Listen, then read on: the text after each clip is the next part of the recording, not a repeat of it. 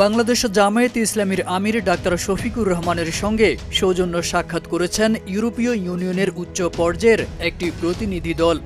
প্রতিনিধি দলের নেতৃত্ব দেন ইউরোপীয় এক্সটার্নাল অ্যাকশন সার্ভিসের এশিয়া ও প্রশান্ত মহাসাগরীয় বিভাগের পরিচালক পাওলা পাম্পালোনি। সৌজন্য সাক্ষাৎ শেষে দলটির নায়েবে আমির ও সাবেক সংসদ সদস্য doctor Syed Abdullah Mohammad Taher press briefing করে বলেন, আলোচনার মূল বিষয় ছিল আগামী নির্বাচন এবং রোহিঙ্গা ইস্যু সহ নানাবিধ বার্তা। এ সময় তিনি নির্বাচন নিয়েও আশঙ্কা প্রকাশ করেন।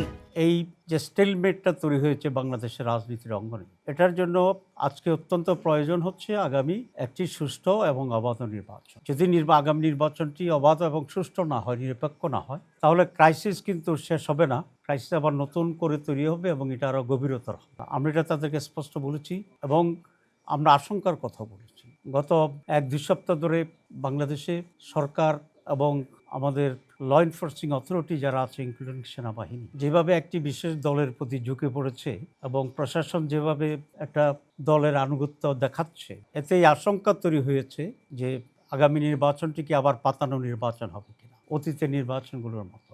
এই ধরনের পাতানো নির্বাচন বাংলাদেশকে ধ্বংসের দিকে নিয়ে যাবে। আমরা ইলেকশন কমিশন, গভর্নমেন্ট এবং অল আদার ইনভলভ অথরিটির কাছে আবেদন করি তারা যেন এখনই এ ব্যাপারে নিরপেক্ষ হয় এবং বাংলাদেশকে সেভ করার জন্য তারা ভূমিকা পালন। ইউরোপিয়ান বলেছে তারা হাইয়েস্ট নাম্বার অফ অবজারভার এখানে পাঠাবে এবং বলা যায় এই নির্বাচনেই তারা বিদেশি পর্যবেক্ষক পাঠানোর জন্য তারা এগ্রি করেছে এবং বাংলাদেশে করেছে, কারণ এর আগের নির্বাচনগুলো আসলে পার্টিসিপেটরি ছিল না।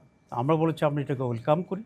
এরপর ওনারা কনসার্ন ফিল করেছেন যে রোহিঙ্গা ইস্যু কী হবে। আমরা বলেছি আমরা যদি ক্ষমতায় যাই তাহলে আমরা সম্মিলিতভাবে দেশ এবং অন্যান্য বিদেশি যে স্টেক হোল্ডার আছে সকলকে মিলেই এই রোহিঙ্গার রিপ্যাট্রিয়েশন, তাদের সিকিউরিটি এবং সেখানে একটা ডেমোক্রেটিক রাইট এস্টাবলিশ করার ক্ষেত্রে আমরা ভূমিকা পালন করব আন্তর্জাতিক উদ্যোগের মাধ্যমে, ইনশাআল্লাহ।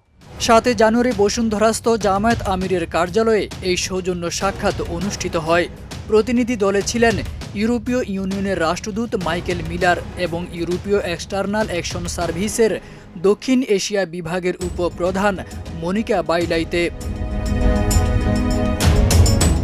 সাক্ষাৎকালে জামায়াতে ইসলামীর আরও উপস্থিতি ছিলেন দলের সহকারী সেক্রেটারি জেনারেল এবং কেন্দ্রীয় প্রচার ও মিডিয়া বিভাগের প্রধান অ্যাডভোকেট এহসানুল মাহবুব জুবাইর, সুপ্রিম কোর্টের সিনিয়র আইনজীবী অ্যাডভোকেট মোহাম্মদ শিশির মনির এবং জামায়াতে আমিরের পররাষ্ট্র বিষয়ক উপদেষ্টা প্রফেসর ডক্টর মাহমুদুল হাসান।